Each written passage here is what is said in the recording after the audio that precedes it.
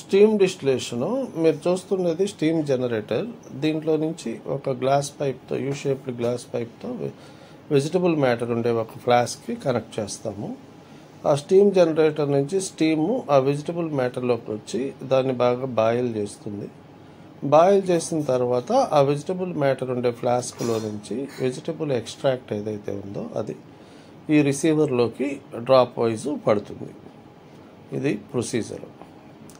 So ఇక్కడ ఏంటంటే water boiling point కంటే తక్కువ బాయిలింగ్ పాయింట్ ఉండే కాంపోనెంట్స్ ఏవైనా ఉంటే వెజిటబుల్ మ్యాటర్ నుంచి ఎక్స్ట్రాక్ట్ చేసేటప్పుడు ఈ ప్రొసీజర్ని యూజ్ చేస్తాము. సో ఇక్కడ నేను తీసుకున్నది వచ్చేసి ఫ్లవర్స్ తీసుకున్నాను. శంకు పుష్పాలు అంటారు కదా, ఆ ఫ్లవర్స్ తీసుకున్నాను. ఆ ఫ్లవర్స్ నుంచి మనము ఎక్స్ట్రాక్షన్ అనేది తీసుకుంటున్నాం.